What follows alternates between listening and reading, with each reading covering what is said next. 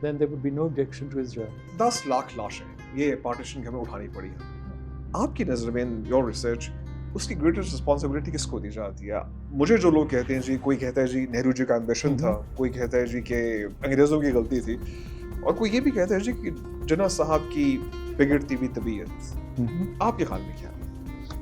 आपके बारे में मेरे एक इंडियन फ्रेंड ने मुझे कमेंट भेजा था, मैं आपको पढ़ के सुना देता हूँ. उन्होंने कहा था जी कि आप पाकिस्तान की तारीख का ऐसा चश्मदीद गवाह हैं जो फाइलों में छुपी कहानियाँ, तस्वीरों में दफन यादें और कागज़ों में छुपे राज खूब समझता है. अमेरिकनों का और यूरोप का ये इरादा था that if a state can be justified on religious grounds and Pakistan can be justified, the creation can be justified on religious grounds, और इस पे नाथुराम गॉडसे को इतना गुस्सा चढ़ा कि उन्होंने फिर अपने बयान में ये लिखा है कि भी इस वजह से मैंने उनको कत्ल किया क्योंकि ये प्रो पाकिस्तान ही हो गया. Now here you had this ironical situation that a man who had opposed the creation of Pakistan should suddenly be martyred for being pro-Pakistan.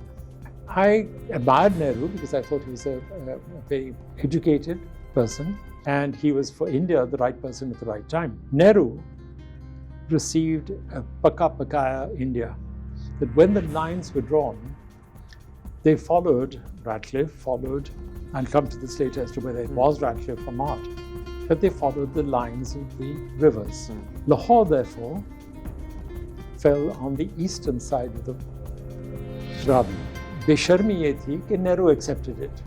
You spent your time, the whole political career, getting rid of the British, and the first thing they did was to bring a white man as the Governor General.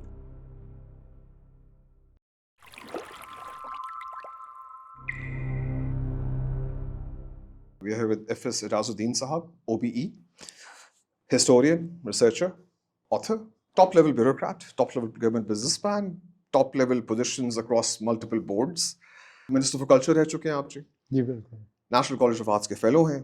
Regular column आपका Dawn में आता है, which I personally think has the best lyrical quality of any columnist in Pakistan. Oh dear. Honestly, sir, लोग कहते हैं you should have been performing at the Odeon. Shakespeare, you wasted in Pakistan. But still, ji, thank you so much for being here. आपके बारे में मेरे एक Indian friend ने मुझे कमेंट भेजा था, मैं आपको पढ़ के सुना देता हूँ. उन्होंने कहा था जी कि आप पाकिस्तान की तारीख का ऐसा चश्मदीद गवाह हैं जो फाइलों में छुपी कहानियाँ, तस्वीरों में दफन यादें और कागज़ों में छुपे राज खूब समझता है.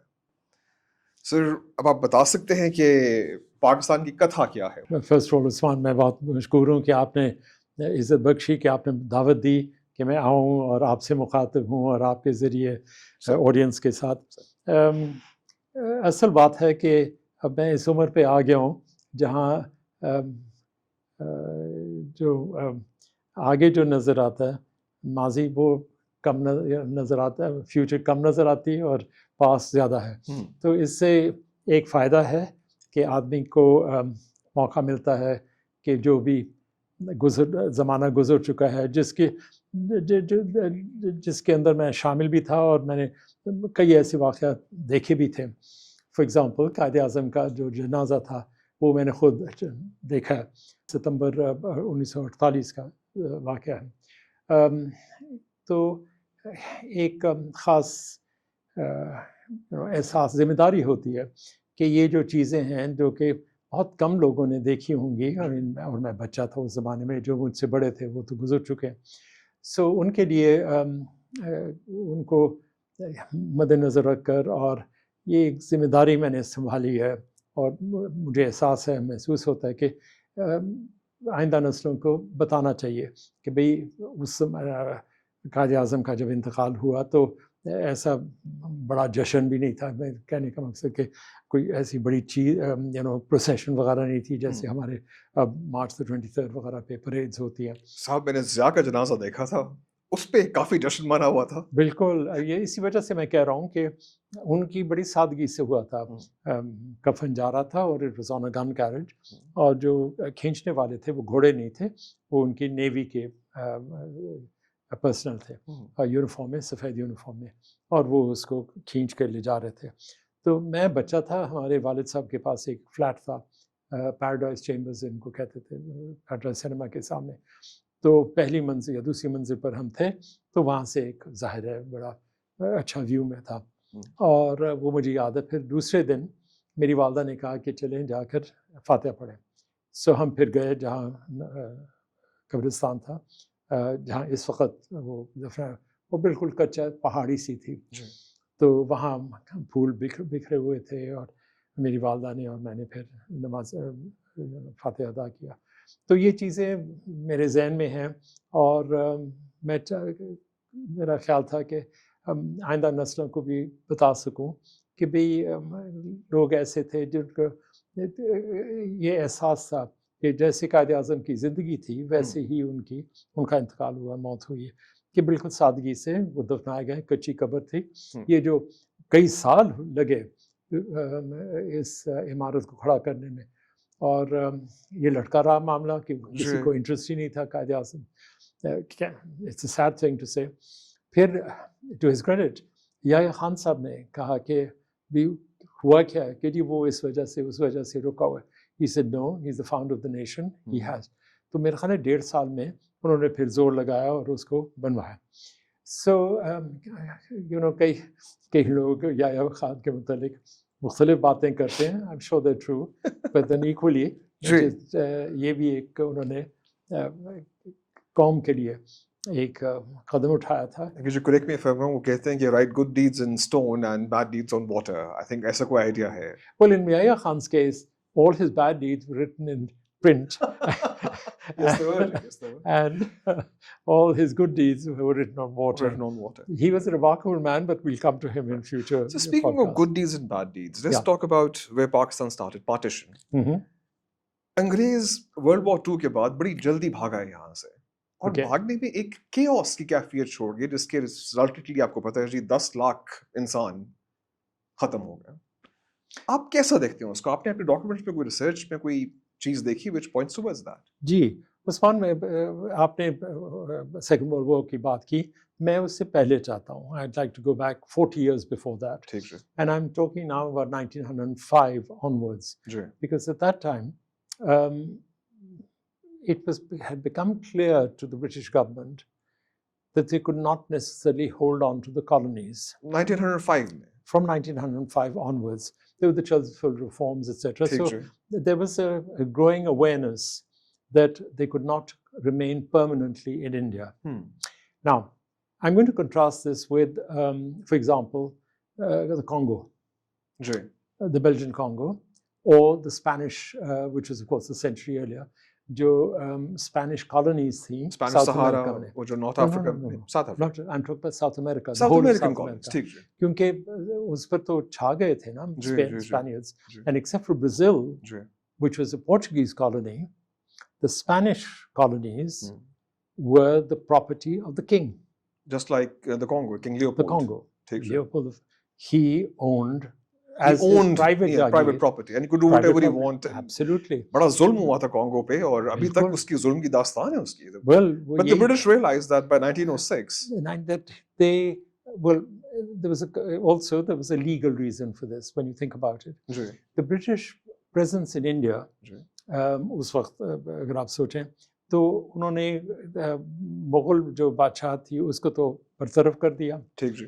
اس کے بعد جو ان کی برٹش پوزیشنز تھیں وہ مختلف جگہوں میں تھیں, بٹ کنیکٹڈ ایز سچ. اور پنجاب کو انہوں نے 1849 میں اس کو بھی فتح کر دیا.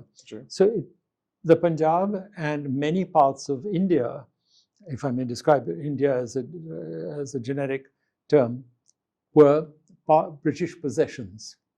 ٹھیک ہے. Now, what about the 565 states, which were like, how can I put it, like blobs of cream floating in this latte? Okay. Some very big blobs to Hyderabad, for example. Hyderabad, the Rajasthan states, etc., Jodhpur, Jaipur, etc. You could come ریاستیں نہیں. بالکل ٹھیک ہے, بالکل ٹھیک ہے. So انہوں نے یہ ایک طریقہ استعمال کیا جہاں paramountcy جس کو کہتے تھے, which was that they had treaties with each one of these 565 states. Some small, some were no larger than model town, some were of course, as you say, Hyderabad. تو ان کے ساتھ treaties یہ تھی کہ certain subjects you will not handle. Foreign policy, economy, etc., etc. وہ ہماری ذمہ داری ہے. آپ you will recognize us in exchange as the paramount rulers. It's not unlike what somebody is trying to do in Washington at the moment.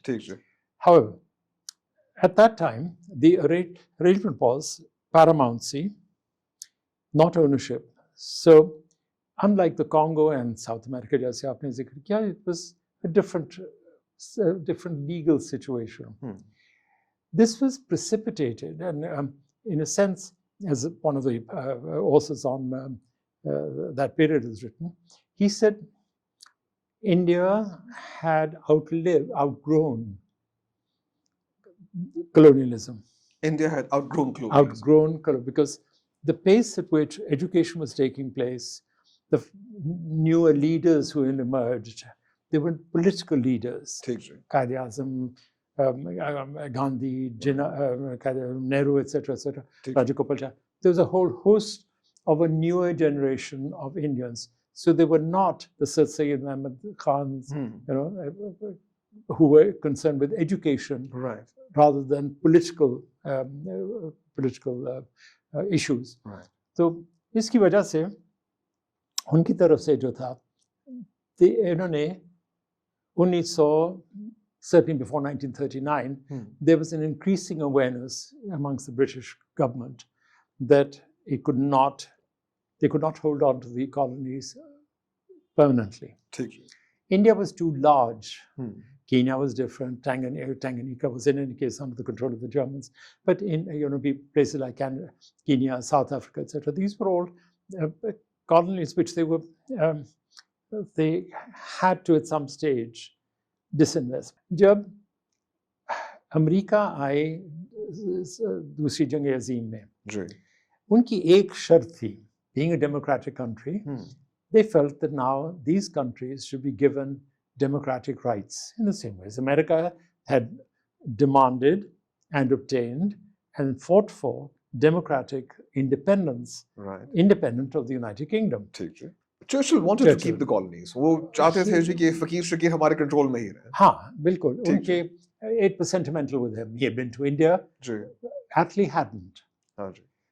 Churchill had in 1894, 1990. Also went through Lahore, so he's traveled the Indus. He had traveled here, and then he wrote a book on the Malaccan Force. That was his first book, in fact. Churchill ने बड़ी कोशिश की कि ये ना हो सके. He even makes disparaging remarks like, "Hey, Gandhi is a half-naked Faqir," etc. But it didn't wash. The truth was that Britain had to honor the obligation it had made, the commitment it had made to the United States, who were the victors of the 1939-45 war. And so he wanted to also get rid of the responsibility of governance as far as India was concerned. It was enough. उनकी plate पर काफ़ी था ये, उन्होंने कहा अब इस थाली में हम क्यों फंसेंगे, इससे निकले. And that really became the focus of 1939, the post-war period. There was another reason which I think you might appreciate, and that is, उन्होंने पाकिस्तान को क्यों तस्लीम किया as such? Why should we have a state which is based on religious grounds? इसमें चौधरी ज़फ़रुल्लाह साहब, अल्लाह जन्नत नसीब करे उनको, जिनकी मैं बड़ी इज्जत करता हूँ, आज तक मैं उस वक्त भी करता जब हयात थे, उन्होंने मुझे बताया कि Ejaz, Pakistan was created because of Israel. Because of Israel? I'm using my words very carefully. He said Pakistan was created because of Israel. You see, post-war, after the Balfour Declaration, etc., that was before the war, but the commitment was to create a state of Israel on theocratic grounds, on religious grounds, as a homeland for the Jews. और he said, उस वक्त अमेरिकनों का और Europe का ये इरादा था that if a state can be justified on religious grounds, and Pakistan can be justified, the creation can be justified on religious grounds, then there would be no objection to Israel.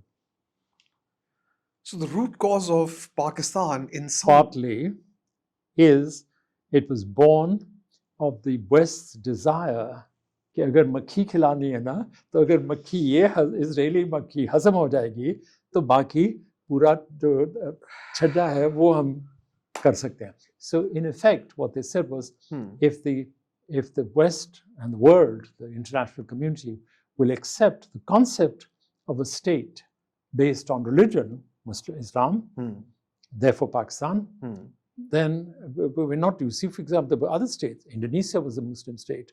Turkey was a Muslim state. Right. Egypt was, but they were monarchies. Yes, so under a king. A king, or the Ottoman Empire. Right. Here, out of nothing, a state was going to be carved out, right, on religious grounds. And so the argument Chaurdhry Sahab put to me was that, in a sense, Pakistan was created as the prototype and justification for Israel. Makes sense, right? I mean, frankly, the way things are going right now, I see Pakistan as Romulus and Remus. Yes, but we're both drinking from the same she-wolf. So, going back to something more serious, 10 lakh लाशें ये partition के हमें उठानी पड़ी हमें. इतनी नहीं थी, 10 लाख डिस्प्लेस हुए थे. But you're right.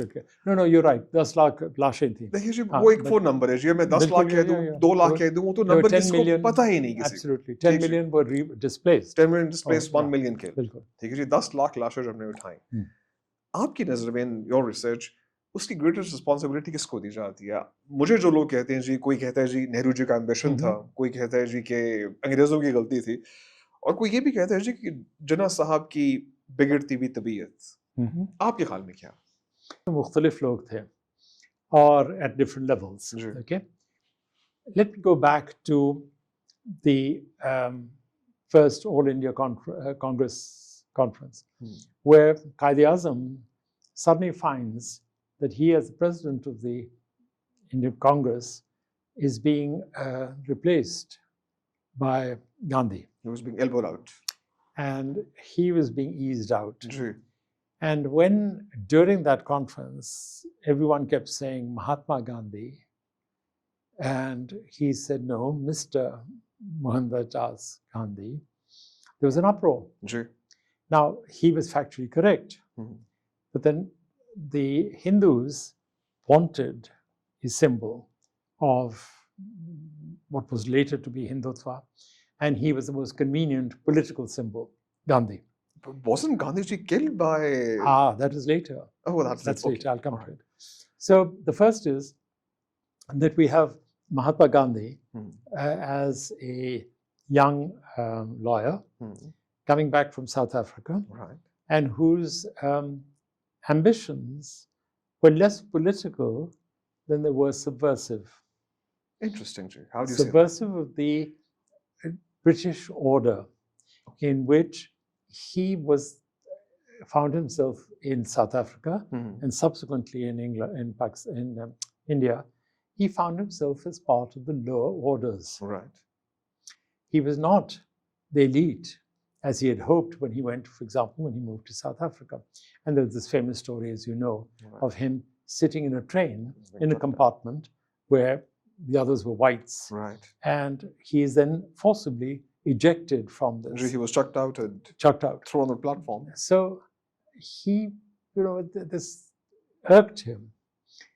He then establishes, and I'm not, this is a historical fact, I think it puts, I believe, Mahatma Gandhi in his perspective. He, his closest friends were white men. Really? Absolutely.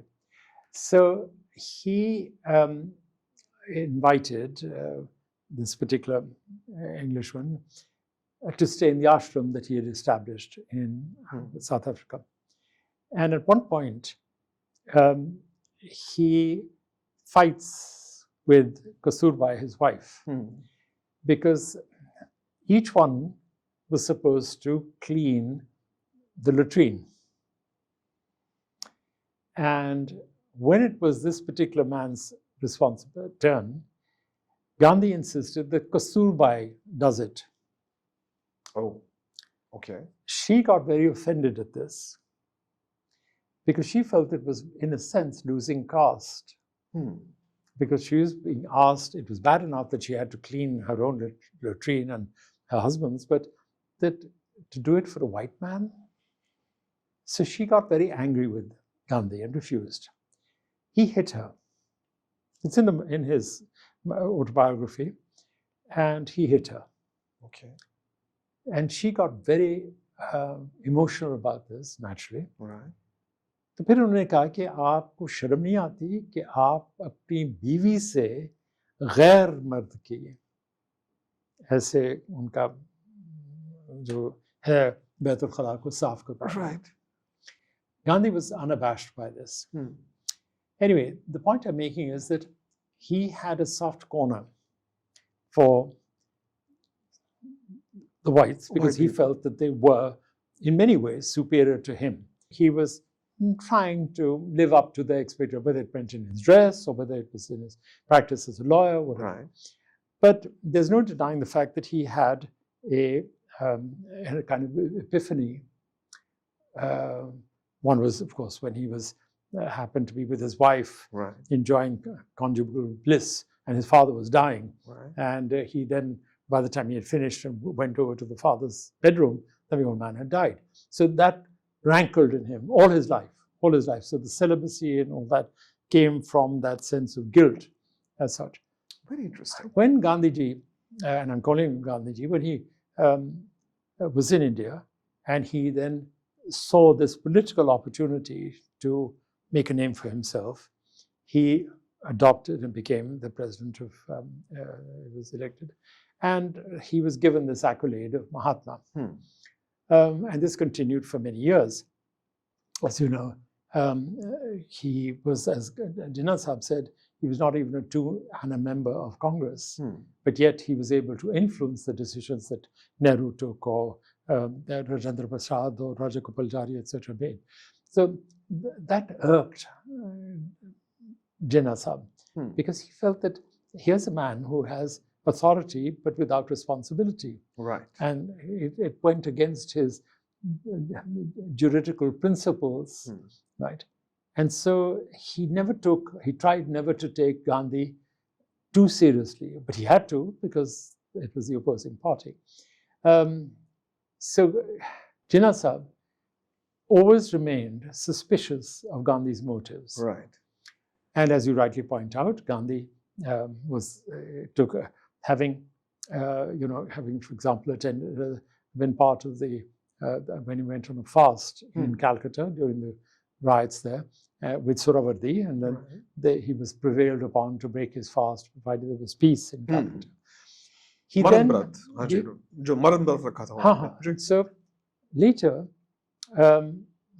when independence had taken place, and there was no room for Gandhi in the new India, Gandhi Ji then put pressure on Nehru to release the crores that were held up by the Reserve Bank of India.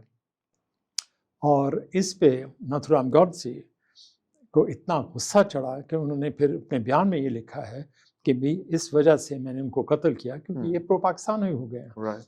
Now here you had this ironical situation that a man who had opposed the creation of Pakistan should suddenly be martyred for being pro-Pakistan, right? Right. It's not an unusual situation because in recent times, Advani came to Pakistan and he was the deputy prime minister at the time. He comes to Pakistan and he signs in the Qaid-e-Azam at the mausoleum in the visitors book that he was a great secularist.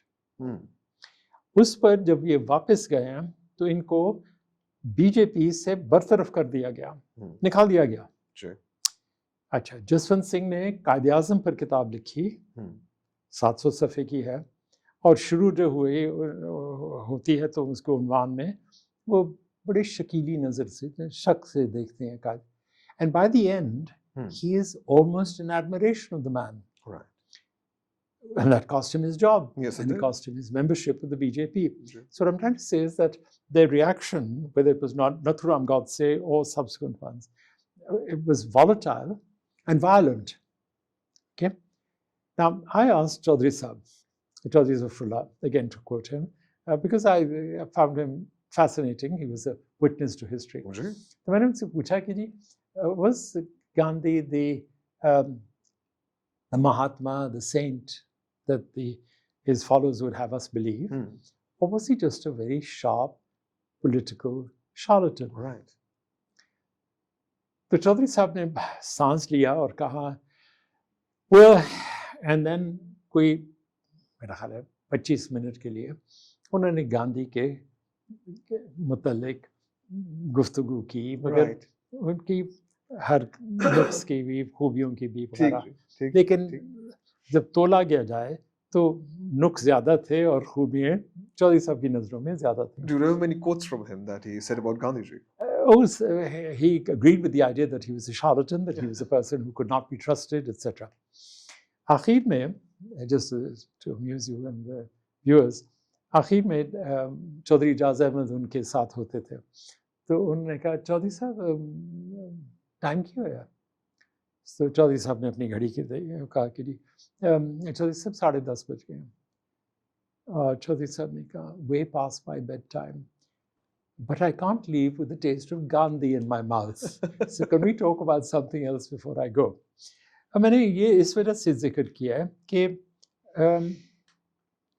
Chaudhary साहब का भी, क्योंकि हम जानते थे इन सब लोगों को, but also that one should temper one's appreciation of the role of these people within their historical and personal context.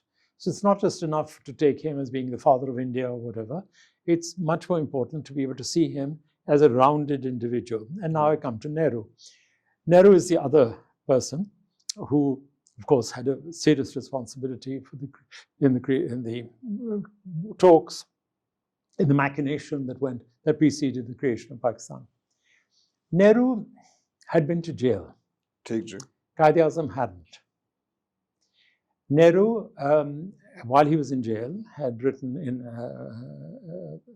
Ahmednagar, I think it was, he had written letters to his daughter, which were then later published as The Discovery of India. Yeah. And this was his way, he was really, in a sense, educating her on Indian history, but it was also his testament and his concept of India. Right. Now, he was probably one of the earliest to express the idea of India as a political homogeneous whole. Right. And that was his thesis. Years later, when Kissinger meets Chou En-lai in Beijing in July 1971, Chou En-lai asks Kissinger, have you read Nehru's Discovery of India? And Kissinger says, no. He said, well, I have. Oh, wow.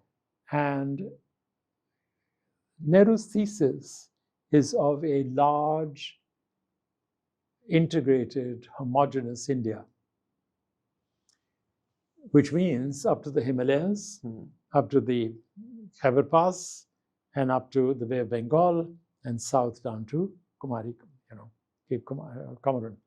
So he said that is his imperial ambition. Vision of India. Perception of India. Now, I admired Nehru because I thought he was a very educated person, and he was for India the right person at the right time, and the fact that he remained there for so long.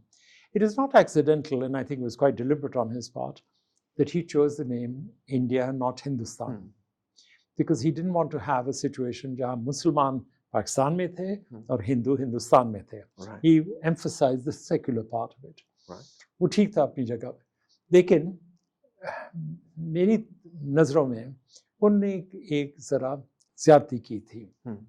Number one was कि इनका जो रिश्ता था lady Mountbatten के साथ, जो अब जाहिर हो गया, सबको पता है, उनकी बेटी को भी पता था. जब उनसे पूछा गया इंदिरा गांधी से कि was it true? Advani के साथ जो रिश्ता था, and she said, well, he was a human being. Haji, but was he ambitious? क्या उनके ambition को हम blame कर सकते हैं for the bloodshed of partition? Had he been less ambitious, ऐसा ना होता? Well, let me put it, the most ambitious, since you've used the word, was not Nehru, because Nehru knew what the cost would be. Right. It was not Qaid-e-Azam, because what is important is Qaid-e-Azam was dying. Now, what to me is important is not whether he knew that he was dying. What is much more important is whether other people knew he was dying. Very few people knew that he was dying. Well, that's what we've been led to believe. Okay. I can't imagine that the British government, Mountbatten, and the Congress Party would have cheerfully gone along with this idea that a man who was gradually losing weight, becoming more and more emaciated, who was suffering from, obviously, from the symptoms of TB, that he was not afflicted by illness. I think they all knew. They all knew. They all knew. They knew that it was a matter of time. Qaid-e-Azam knew that if he didn't do it during his lifetime, it would never happen. Pakistan. There was no one else who could have made Pakistan. Well, the sole spokesman, as Aisha Jalal has written. Who else was there? Can you think of anybody? No, not in my mind. The closest to him was Liaquat Khan. But Liaquat Khan was not Nawab the, na? So he didn't have the same clarity of, I'd say, both vision and interpretation, awareness of what the conflict, the potential conflict between the Hindus and the Muslims was going to be, was going to lead to. And so for Qaid-e-Azam, it was a reality, and that he knew that if it had to happen, if Pakistan had to be created, he should have it delivered in his lifetime as such. Now it comes to an interesting point where Nehru received a Paka Pakaya India. And when I say Paka Pakaya, in the administration, the army, the navy, whatever it was. The railways, the ports. Everything. All. It was ready-made. Qaid-e-Azam had to create a dream into reality.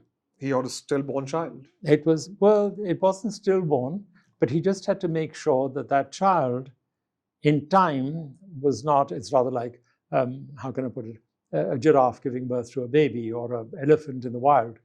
It had to make sure that the predators did not make a meal of it. And that's what his aim was, as far as Pakistan was concerned, that here was this dream, but he had fought for, negotiated, that should become a reality. So on the one side, you had the tactile, physical reality of India, and on the other side, you had this amorphous ambition, which suddenly was fulfilled. Now you'd ask, why was there a rush? Well, don't forget that the original plan had been for September 1948. It was preponed by Lord Mountbatten. Lord Mountbatten. Now, why did he do this? Lord Mountbatten was a cousin of the king. His father had been the Marquis of Lord Milford Haven, it was his father, had been the first Sea Lord. And, Louis Battenberg. He had been the first Sea Lord. I see. And he was removed because, in the First World War, because of his German origin. German ancestry. It hurt Mountbatten. And so, post-1945, closer to 47, the post of the first Sea Lord of the Admiralty was going to fall vacant, the one that his father had been removed from. And he was desperate to be appointed in that, so that the stigma associated with his father should be removed. So Inco, he preponed it so that he would be available for that post. Interesting. Now, what he did, and this is what makes it so ironical, that when Pakistan was created, August 1947, and now from June 48, they preponed it to August 47, and yet, when independence is declared, he asks Qaid-e-Azam if he can continue as the Governor General of both India and Pakistan. Yes, he did. So, I mean, if you were in such a hurry, why didn't you wait until June 48? Right. क्योंकि गए भी तो उसी वक्त गए फिर जब वहाँ वैकेंसी भरनी थी जहाँ अपॉइंट होना था. मुझे बताया गया था जी he did it for it to coincide with his victory in Burma. No. Burma was less to do with it. Burma had no international significance, and certainly not emotional significance for him. Yeah, he took the title of Earl Mountbatten of Burma. Right. It wasn't that. He was a very petty man. Really, Ji? Okay. The fact that he condoned the relationship between, knowing the relationship between him and Nehru, his wife and Nehru, she had a weakness for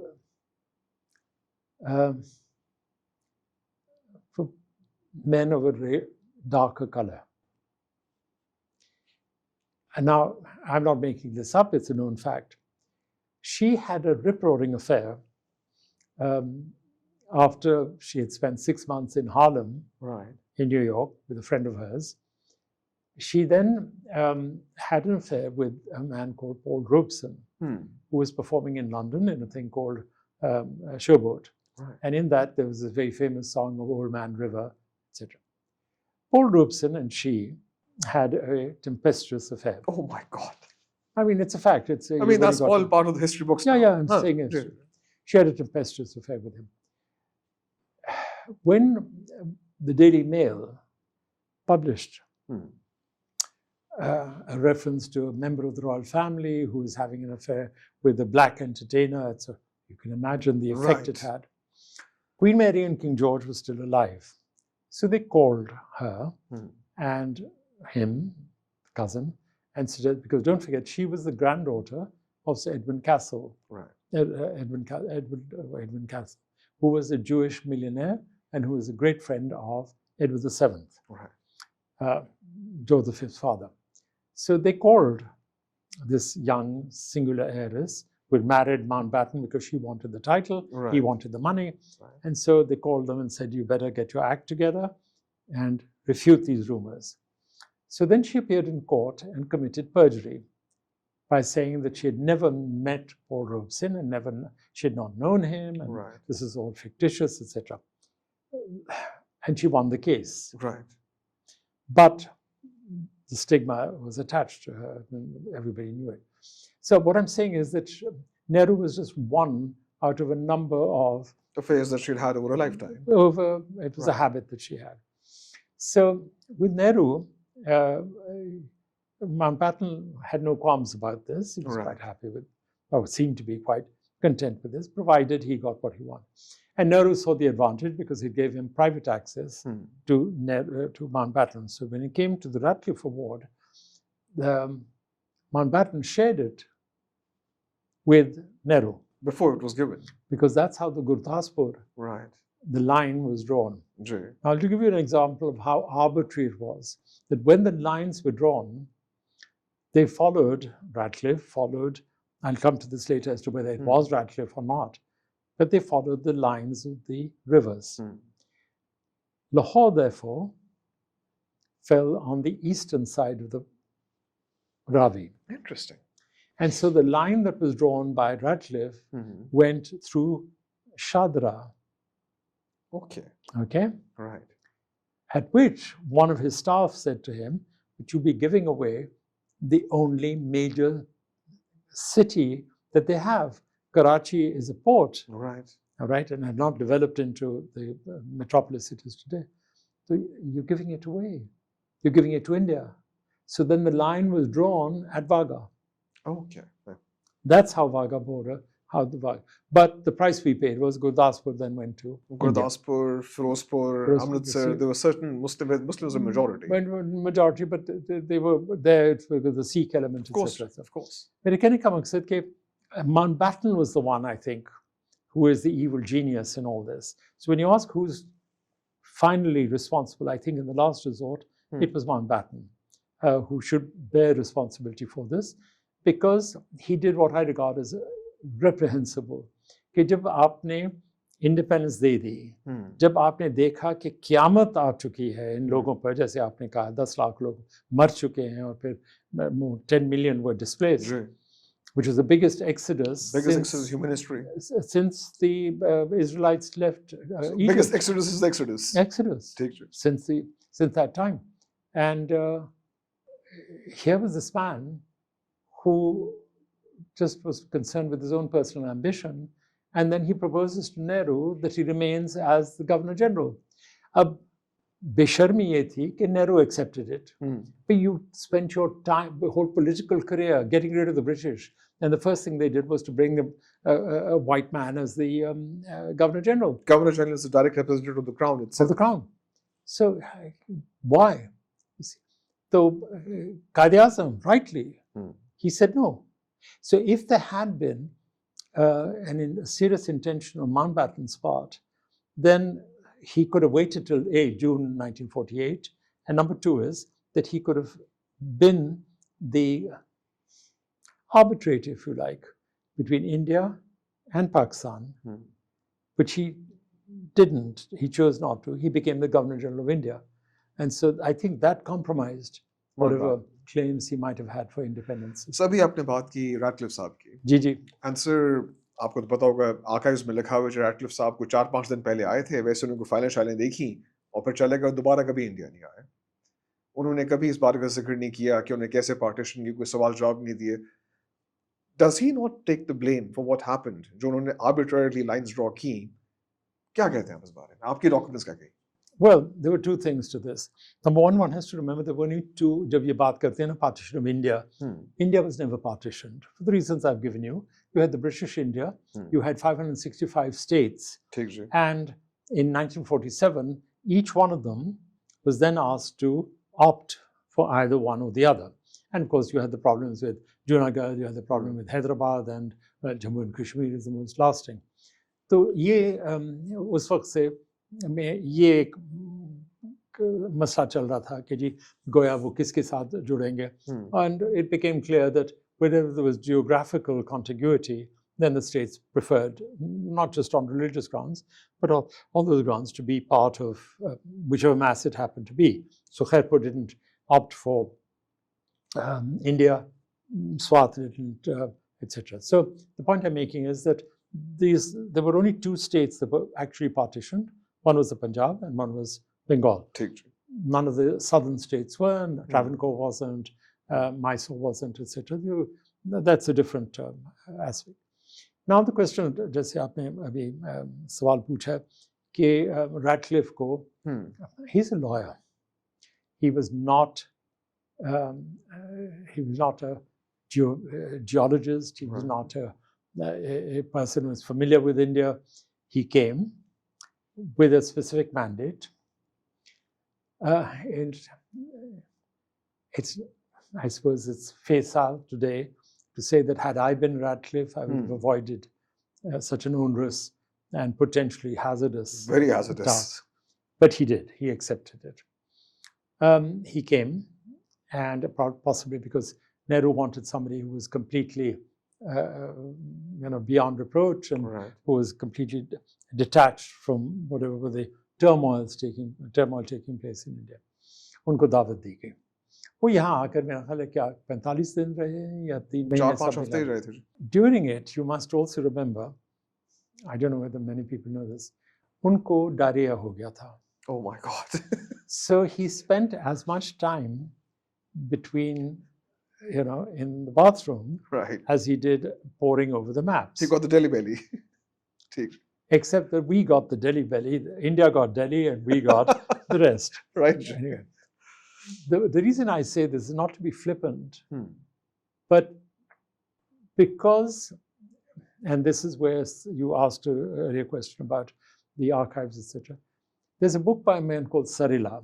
He was a member of scion of the royal family, and of one of the princely states, and an ambassador on behalf of India, etc.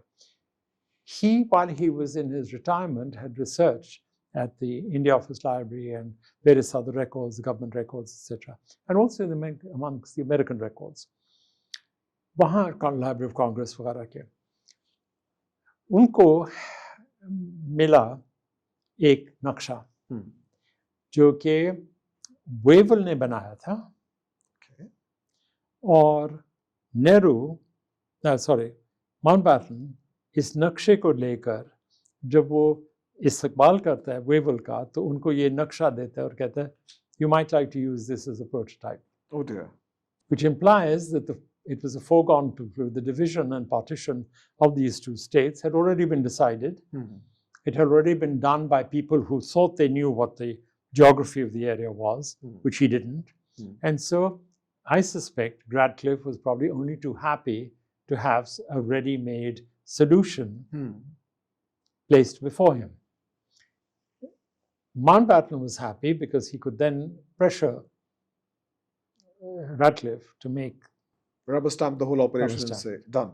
Except that after it was declared, the award was declared, it was done after 14th of August, right? It was done, I think, on the 16th or 17th of August. When that was done, the riots already were underway. Radcliffe, to his credit, realized the enormity of what he had been expected to do, what he had caused. He went back to the United Kingdom and refused to accept the fee that had been something like £45,000 or something that was supposed to be for this assignment, because he was a lawyer. Right. उससे फिर वो बिल्कुल detached हो गया इस चीज़ से. He never spoke about it, never said another word. Well, he did speak about it to Khushwant Singh. Oh, he did? Khushwant Singh ने बड़ी कोशिश की और फिर गए इनको मिलने और इन्होंने एक हद तक झिझक कर बात की उनसे. But it was clear that he was not going to be, in the dock for something, and this reinforces Sarala's view. Now, interestingly, I don't know whether you've seen a film called Viceroy's House, Gurinder Chadha ki. I haven't. Jiske andar, this is the pivot is that the award was predetermined. Mountbatten had exercised pressure, viceregal pressure in that case, on this chap Radcliffe, and he had no means, and certainly not the gumption to be able to withstand that. तो वो इसके साथ मायूस होकर वो वापस चला गया. So अभी आपने कहा कि this plan was already pre-made and pre-done. Yeah. I'm presuming जो लोगों ने ये किया होगा, they must have used the census data जो 1941 में ब्रिटिश ने किया था. Yeah. कुछ लोग ये भी कहते हैं कि that census data is to be blamed for the idea of the two-nation theory developing. How much truth is there in that? Well, again, one has to go back to that time. The census was conducted, had been conducted over, but you had a huge area which was not always all under the control of the British. As I've said, 565 states. Right. तो आप फिर बगैर किसी की इजाज़त से आप जोधपुर में तो नहीं सेंसस कर सकते थे, माइसो में नहीं कर, ट्रावनकोर में नहीं कर सकते थे. It had to be done with the cooperation of the local governments as such and the princely governments. What did transpire was, and again, remember when we talk about the 1941 census, which was the last one, which was then used as a basis, right. It was during the war. Right. There were other priorities as far as the British government was concerned. Right.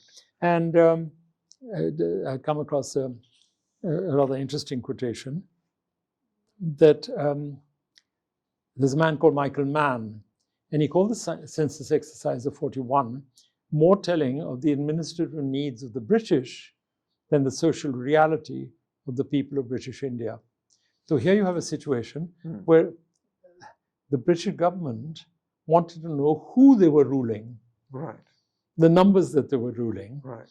And don't forget, if it was 1941, I suspect that there was a subterranean need कि यहाँ से man power कितना मिल सकता है हमें और कहाँ से मिल सकता है कि अगर हमें फौजियों की ज़रूरत हो. And don't forget, there were Indian troops, of course, in the Western Front. So how many can we get from where? I suspect that was probably also one of the covert reasons for conducting the census. The more damaging was where earlier all censuses had been, where are you a are you a Kshatriya, are you this, are you a Jain? And they suddenly took everybody under the umbrella of Hindu. So it became suddenly the various castes had been coalesced into one monolithic umbrella, under one monolithic umbrella of Hindus. Right. Which meant that all of the other castes so if I may describe them as that, Muslims, Parsis, Christians, etc., were left, if you like, outside this monolithic definition, right? Which had no truth in it, because all of them within themselves were different, horizontally and vertically. So, I mean, when I say horizontally, you had the separate caste system, Brahmins, etc., and then you had it vertically in that you had them disparate, spread across India. So the census, inevitably, when you had one group that was going to be monolithically Hindu, then it was going to have an impact when it came to the electorate. Friends have told me in India that from Hindu Rashtra is going to a Hindu Rajya. Like they're trying to make sure that constitutionally it becomes a completely Hindu nation, which if the Indians want it, gee, let them. I mean, it's their country. It's their democracy, their country. Our gripe, if anything, but it's for the persons who are affected to voice it, is for the Indian Muslims. Of course. But then you see, the Indian Muslims always had a choice of coming to Pakistan, but they chose not to. Understandably, they chose not to. So today, if they feel that they are being victimized by a BJP government, and particularly Mr. Modi's government, then that's for them to resolve. How do we figure it? So they certainly can't come to Pakistan anymore. Well, even if they don't come to Pakistan, how can we influence Modi policies relating to the Muslims? We can only comment on it as an international observer, but there's nothing which can be done. We have no legal status as far as they're concerned. Us being Muslims and them being Muslims doesn't make that, because then you've also got the situation of the East Pakistan, what formerly of Bangladesh, you got it in, then shouldn't we be fighting the wars on behalf of Indonesian Muslims? And then there's no limit to it. We aren't doing it for Gaza. And what are we doing? I think that's what Iqbal recommended. Ek ho Muslim haram ki paas paane ke liye. It doesn't matter where the war is, we'll just go and, figure it out for them. That was a concept of the Khilafat and whatever. But those days are no longer valid anymore. It's like the Christians saying, okay, we defend. The Jews are doing it as far as Israel is concerned. And, and bringing out the question of anti-Semitism, etc. You don't find any of the Christian, the Pope saying this. Pope doesn't say this. The king doesn't say it as the head of the Church of England. He doesn't say it. Only George Bush will say we'll do another crusade, and वो उस किस्म की बातें वही कर सकते हैं. हम लोग जरा sensible हैं, तो we'll not use those words. इतने inflammatory. Then they've also they misuse the word crusade in the hope to they make it an emotive word. Exactly. So speaking of administrators, आपके ख्याल में हमने अपने गोरे masters को eventually replace कर दिया है, या गोरे की जगह brown हमारा master बन गया? We haven't changed them. We haven't replaced them. We have become chameleons. We've become chameleons. Chameleons, where we have adapted, changed. हमारा अपना जो वजूद है, वो हमने तब्दील कर दिया है. So certain things have remained, and I'm going to give you examples of this. That what was the essential difference between the British form of governance and modern governance, whether in India or here? But the first was that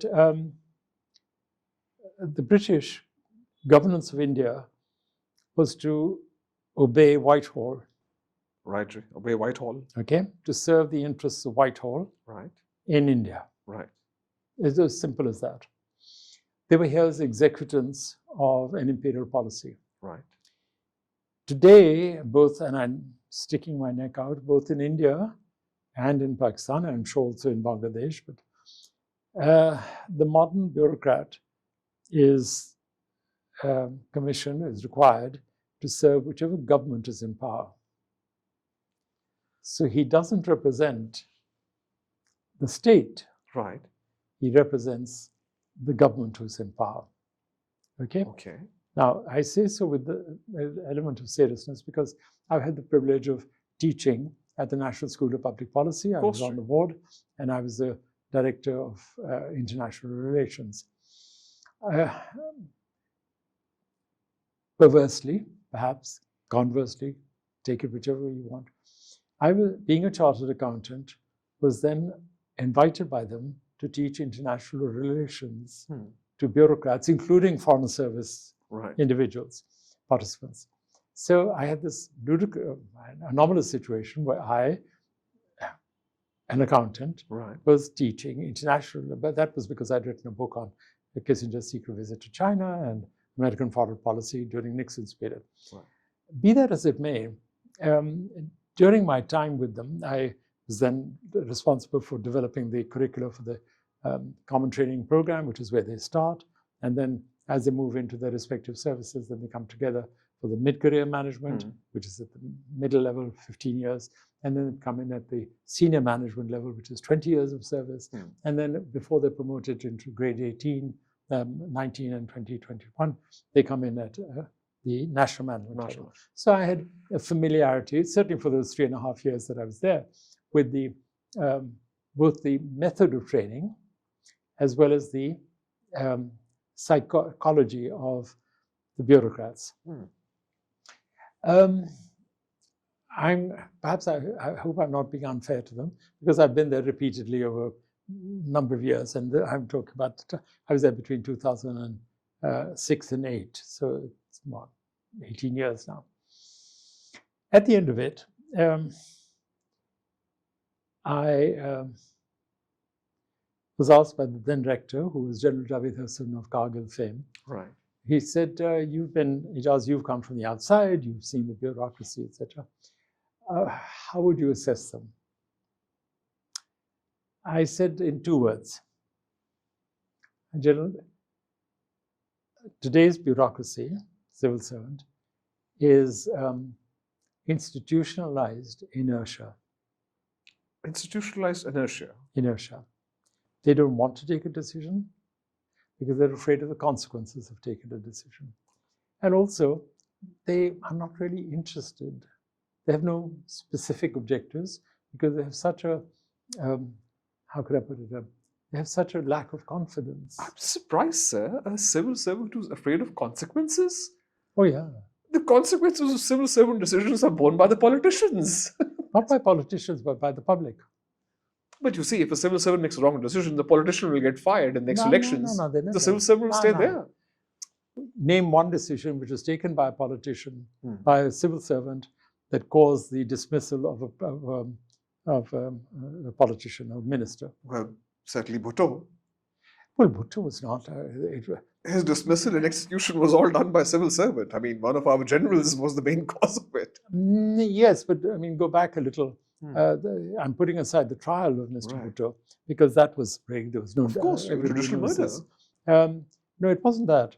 When Mr. Bhutto, he used the bureaucracy and he used people like Masood Mahmood, etc. He used them to his own purposes because he had to use the instrument of governance available to him. But the reason I say this is that, I mean, I'm trying to think of any bureaucrat who actually suffered, who's never been fired. And it reminds me, and I'm going to quote this to you, and that was a remark that was made by George Patton, General George Patton. You heard his name. Of course. And he said, a civil servant is sometimes like a broken cannon. It won't work, and you can't fire it. Yes, you can't fire so, and another, which is by Indira Gandhi, interesting enough, the civil servant is primarily the master of the short-term solution. A better night solution. Short-term. Now, in this, I'm reminded, if you've got a couple of minutes, I'm reminded of Air Marshal Noor Khan, who was at that time the Deputy Chief Martial Law Administrator, and I'm going back to 1969. And that was the first of the post-Ayub Khan interventions. Ayub Khan, as you know, came in 58 and then resigned in 1969. Yahya came in, but he was the Chief Martial Law Administrator, and it's the only time that you've had a, not a triumvirate, but a quadrump, whatever the phrase is, but a quadrant of the President and Chief Martial Law Administrator, who happened to be the Chief of Army Staff, Yahya Khan, and then the Deputy Chief Martial Law Administrator was Abdul Hamid Khan. You had Air Marshal Noor Khan and the Navy, Muzaffar. So the three services were banded together to defend martial law, but above them was General Yahya. Now, the reason I mention this is because each one was, I remember Noor Khan wanting to intervene in everything. And so he wanted to reform education, he wanted to reform the banking system, and. he had a number of what he called whiz kids, we called whiz kids, young people in their early, late 20s who were bright and who impressed Nur Khan. He was very easily impressed because he had not a very deep knowledge of the workings of governance. But nevertheless, he would just have ideas and he'd sort of shoot his mouth on it.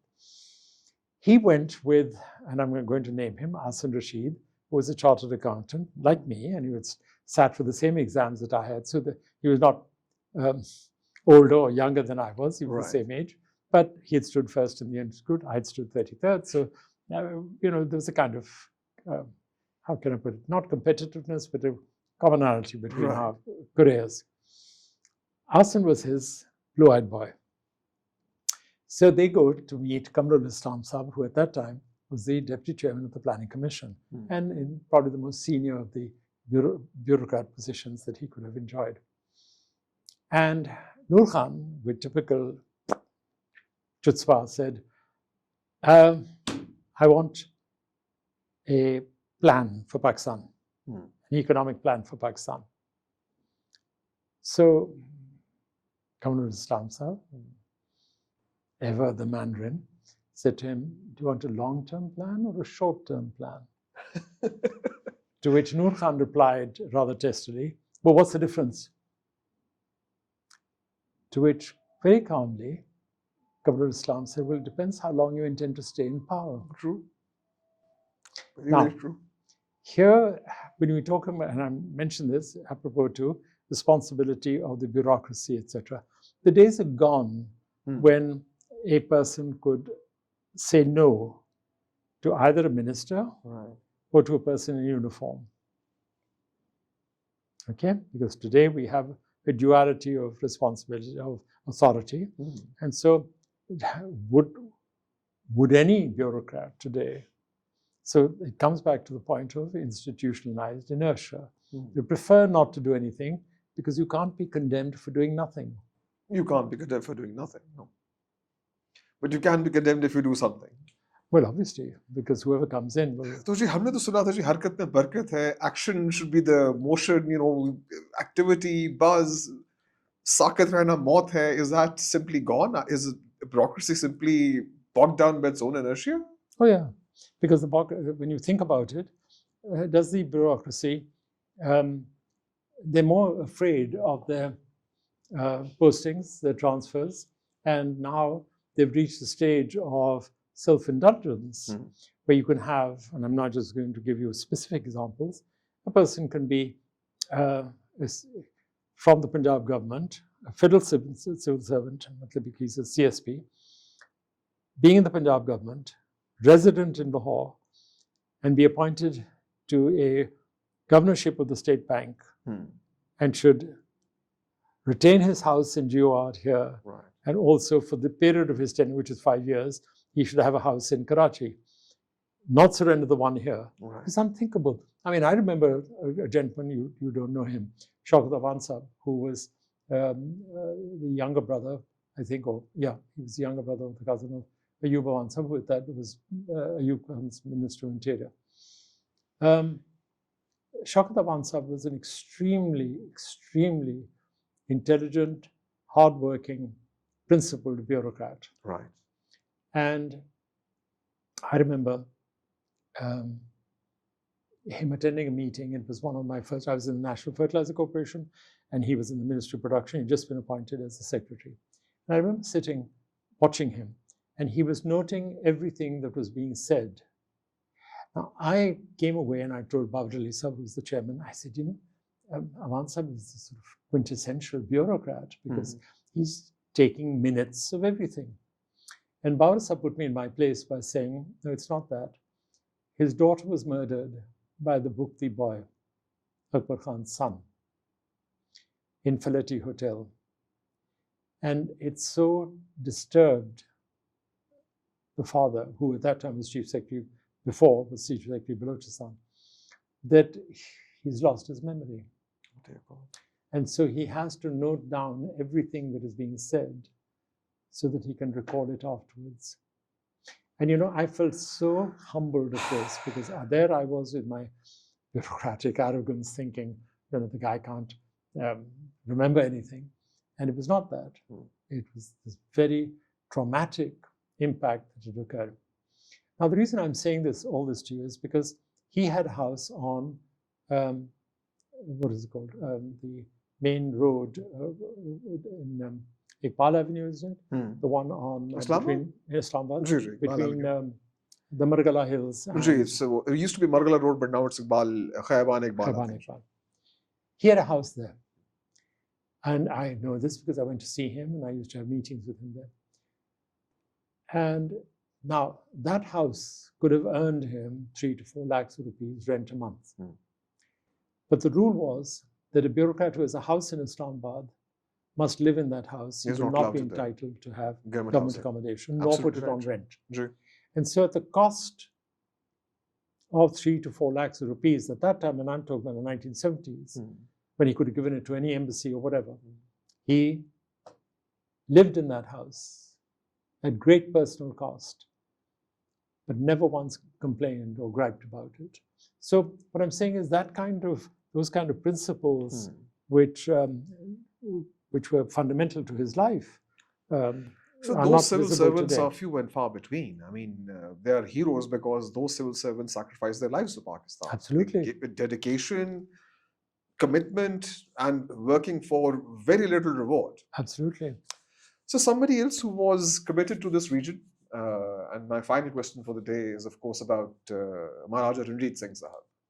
Well, before you come to that, I'm just going to end, if you don't mind, with when you're talking about civil servants.